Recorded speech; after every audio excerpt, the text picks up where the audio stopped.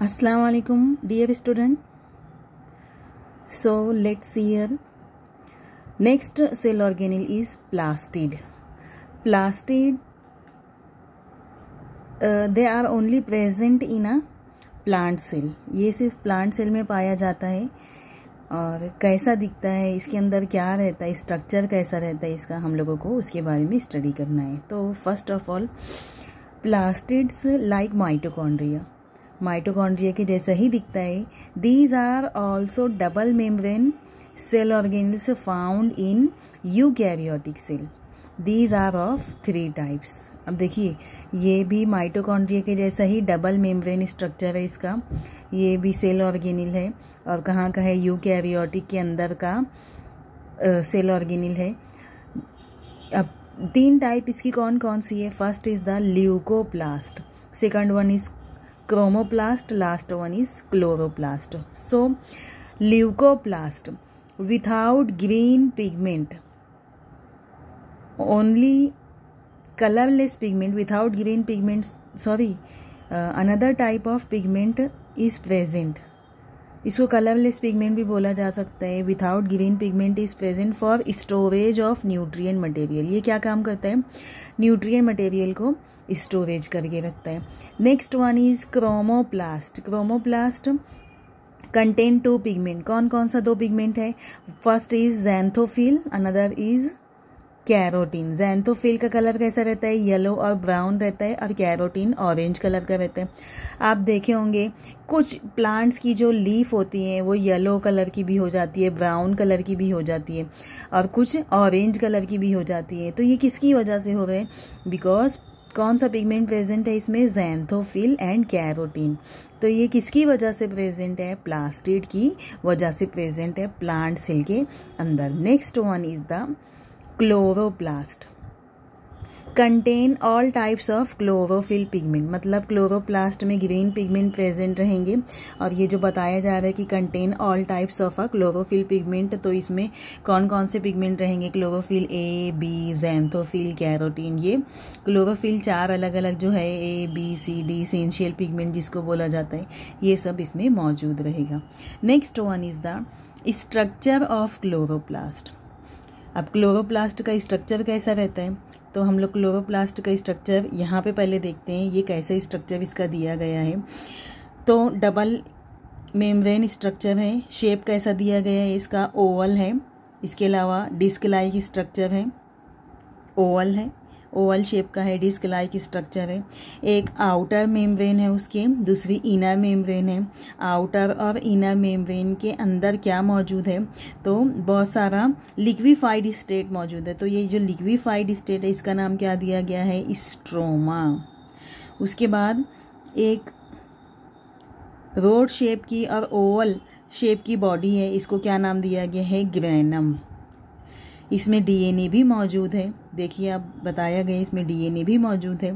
और 2 अलग अलग ग्रेनम के बीच में एक पाथवे बताया गया है, एक रास्ता बताया गया है, उसको बोला गया है इंटर ग्रेना लैमिली, है ना, ये उसका नाम दिया गया है। अब अगर इसको हम लोग एक को निकाल के यहाँ पे देख रहे हैं तो बहुत सारे चैम्बर हैं इसमें। ये एक स्ट्रक्चर अगर हम लोग निकाले हैं, इसमें बहुत सारे क्या है, चैम्बर हैं। ये क्या निकाले हैं हम लोग, ग्रेनम निकाले हैं। ग्रेनम में बहुत सारे जो चैम्बर है, this chamber is called as a thylakoid बोला जाता है इसको।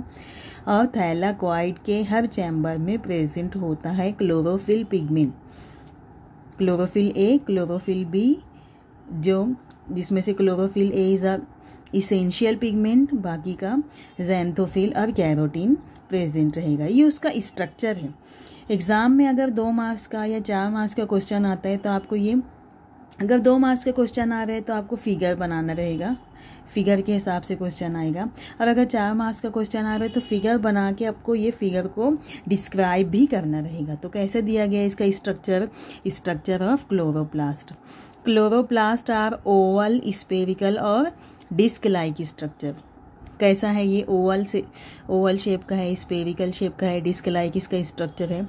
अ cell contain single chloroplast single chloroplast Chlamydomonas जिसको बोला गया है, और 20 to 40 क्लोरोप्लास्ट पर सेल। एक सेल के अंदर कितना क्लोरोप्लास्ट होता है?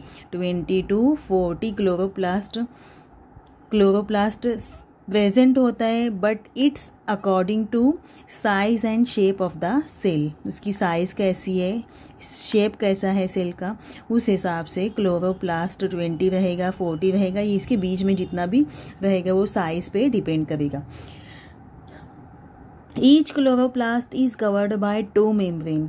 देखिए 2 मेम्ब्रेन से कवर है। Each membrane is smooth, both membrane enclose a cavity which is, देखिए 2 अलग अलग मेम्ब्रेन प्रेजेंट है, आउटर है, इनर मेम्ब्रेन है, और उसके बाद इसके बीच में इनक्लोज है कैविटी, खाली जगह मौजूद है। अब इसके अंदर क्या मौजूद है? उस खाली जगह में मौजूद है which is filled with a fluid called as a stroma. Stroma किसको बोला गया है? जैसे सेल के अंदर साइटोप्लाज्म कैसा होता है, तो वैसे ही इनर मेम्ब्रेन है, आउटर मेम्ब्रेन है, और इनर मेम्ब्रेन के अंदर क्या मौजूद है? एक कैविटी, खाली जगह मौजूद है। अब उस खाली जगह में क्या फिलअप है? एक फ्लूइड फिलअप है, उसका नाम दिया गया है स्ट्रोमा। स्ट्रोमा कंटेन, क्या क्या होता है स्ट्रोमा के अंदर? Protein, enzymes, ribosomes and DNA, ये सब स्ट्रोमा के अंदर प्रेजेंट होगा। तो ये सब क्या है? ये न्यूट्रिएंट मटेरियल है, जिसकी वजह से क्लोरोप्लास्ट के जितने भी पिगमेंट हैं, इसेंशियल पिगमेंट और ज़ैंथोफिल, कैरोटीन, इसको क्या मिलते रहेगा? एनर्जी मिलते रहेगा, जिसकी वजह से वो अपना जो डेली फंक्शन है, डे टू डे, वो परफॉर्म करते रहेंगे। Stroma contain protein, enzymes, ribosome and DNA. Number of rod shaped structures are suspended in the stroma called as a grana.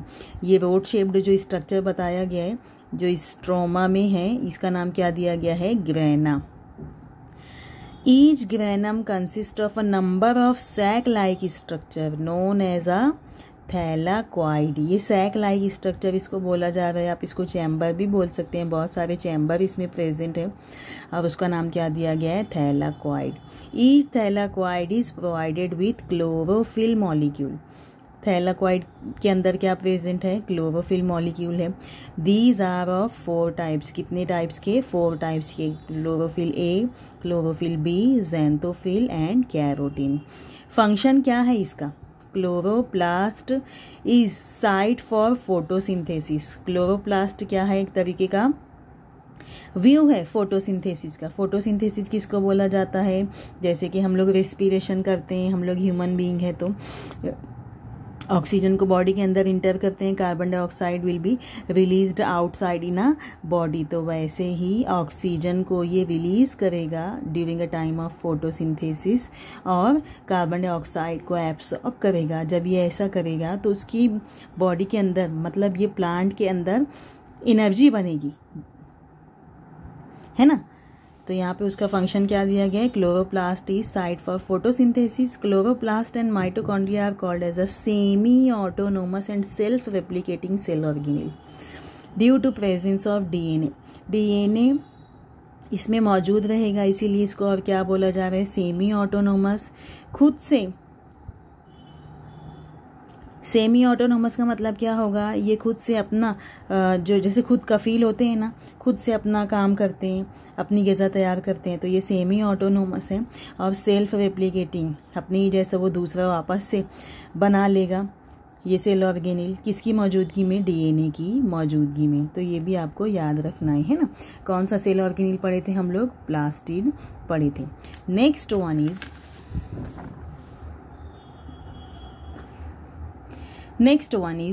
cell organelle is the endoplasmic reticulum. Endoplasmic reticulum अब ये कहाँ पे मौजूद होता है? तो पहले कहाँ पे होता है हम लोग ये देखते हैं। इंडोप्लाज्मिक रेटिकुलम, तो देखिए ये हम लोगों का सेल है ना। ये सेल के अंदर ये हम लोगों का न्यूक्लियस है। ये न्यूक्लियस से लग के ये इरेगुलर शेप का स्ट्रक्चर मौजूद है। अब यही हम लोगों का इंडोप्लाज्मिक रेटिकुलम है। अब इंडोप्लाज्मिक रेटिकुलम का जो एक हिस्सा है, एक मेम्ब्रेन है, वो न्यूक्लियर मेम्ब्रेन से अटैच है। अब इसकी दूसरी मेम्ब्रेन ये प्लाज्मा मेम्ब्रेन से और सेल मेम्ब्रेन से अटैच है ना।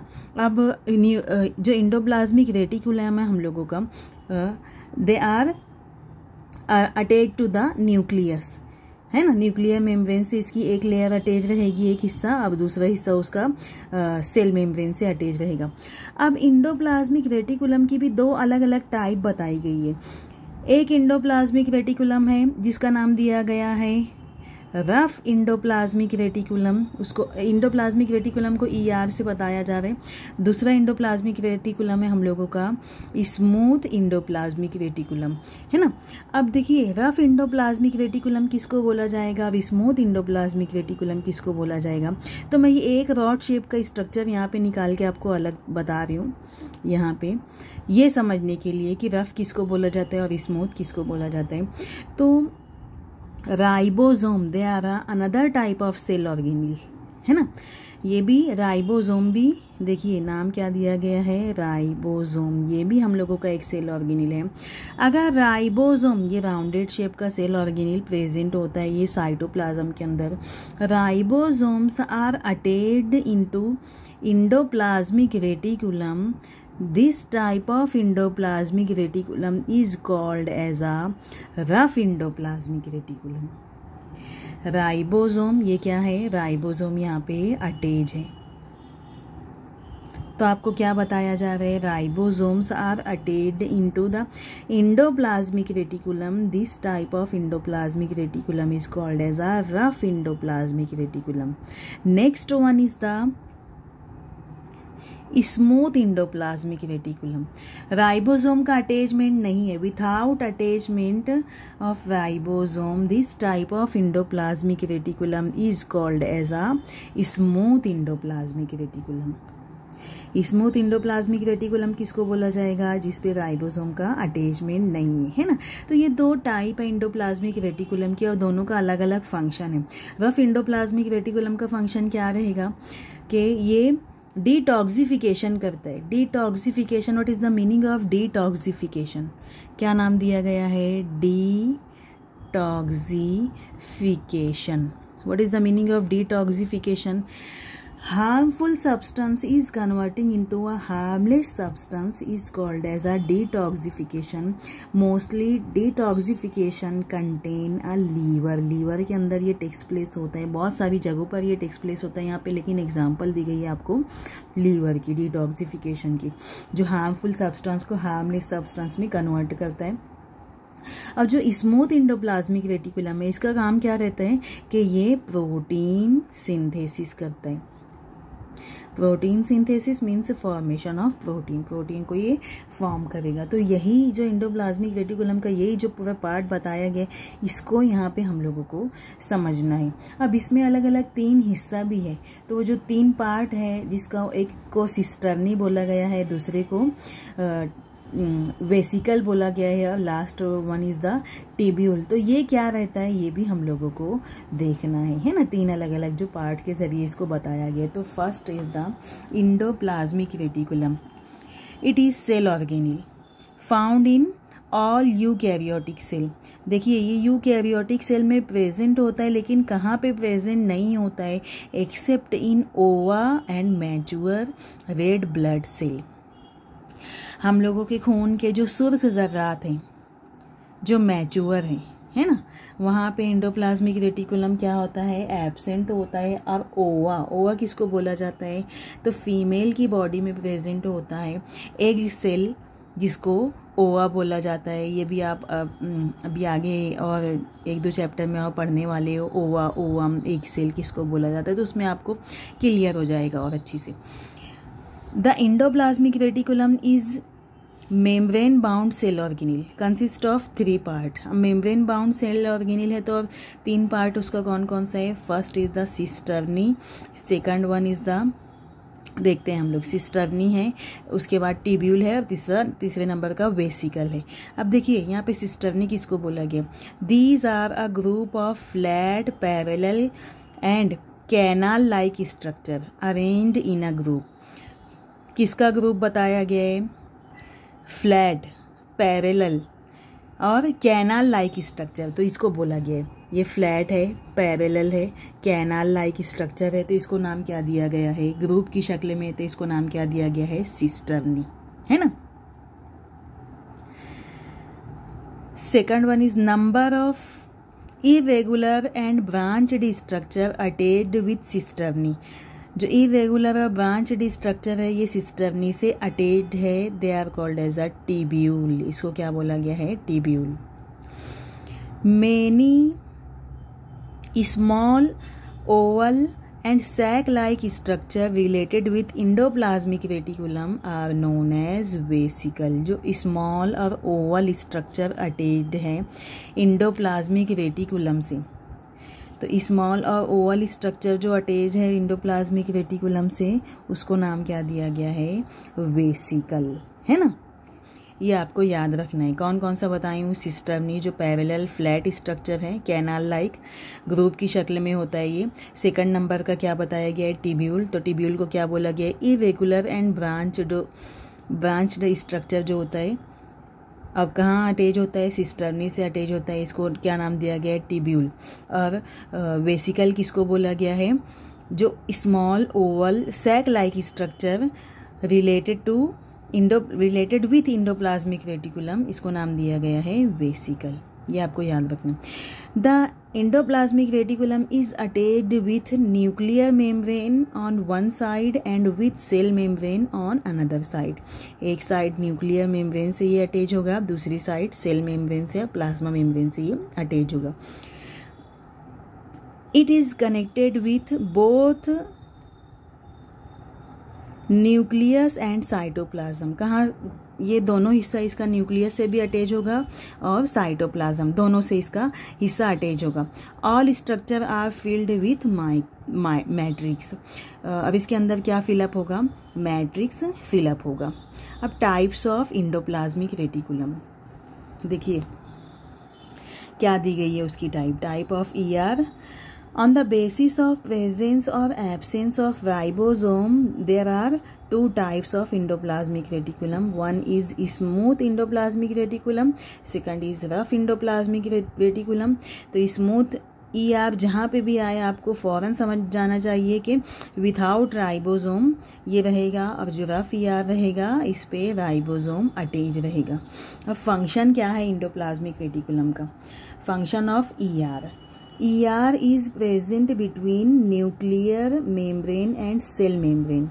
इंडोप्लाज्मिक रेटिकुलम किससे अटैच है? कहाँ पे प्रेजेंट है? In between cell membrane and nuclear membrane. This give structural support to the cell. क्या करेगा ये? सेल को एक तरीके का सपोर्ट देगा। Glycogen and lipid are synthesize and stored in ER। जो सिर्फ इंडोप्लाज्मिक रेटिकुलम है, इसमें क्या क्या स्टोर होके करके रखेगा ये इंडोप्लाज्मिक रेटिकुलम? एक तो ग्लाइकोजन को, दूसरा लिपिड को स्टोर करके रखेगा और इसको बनाएगा, फॉर्म करेगा। इसको formation means synthesis and store, और इसको जमा करके रखेगा। Smooth endoplasmic reticulum play important role in detoxification. तो डिटॉक्सिफिकेशन ऑफ टॉक्सिक सब्सटेंस, जो टॉक्सिक सब्सटेंस है स्मूथ इंडोप्लाज्मिक रेटिकुलम उसको क्या करेगा? डिटॉक्सिफिकेशन करेगा। और जो रफ इंडोप्लाज्मिक रेटिकुलम है वो क्या करेगा? Rough endoplasmic reticulum is involve in protein synthesis. देखिए यहाँ पे हम लोगों से उल्टा हो गया है। जो रफ इंडोप्लाज्मिक रेटिकुलम रहेगा हम लोगों का, ये क्या करेगा? रफ इंडोप्लाज्मिक रेटिकुलम हम लोगों का प्रोटीन सिंथेसिस करेगा, और जो स्मूथ इंडोप्लाज्मिक रेटिकुलम है वो क्या करेगा? नहीं,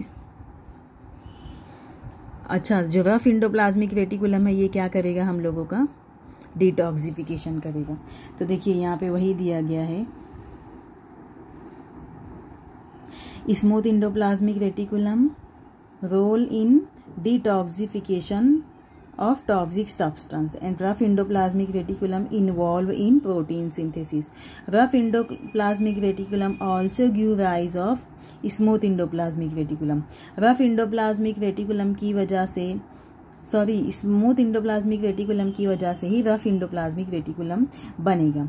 और endoplasmic reticulum also involve in formation of cell membrane. ये सेल मेम्ब्रेन को फॉर्म करने के लिए भी इम्पॉर्टेंट रोल प्ले करेगा. अब यहाँ पे दिया गया है स्मूथ ईआर किसको बोला जा रहा है, ये वेसिकल किसको बोला जा रहा है, लैमिलिक क्या है, ये टिब्यूल क्या है हम लोगों का.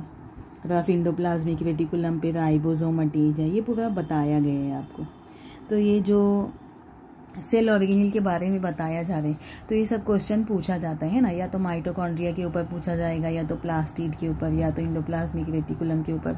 तो ये सब आपको याद रखना है. आप ये एज आर नोट्स ये लिखते हुए भी चलो आप लोग, और इसको याद करते हुए भी चलो. कभी भी आपका टेस्ट अनाउंस कर दिया जाएगा कि किस चैप्टर पे कितनी मार्क्स का टेस्ट रहेगा.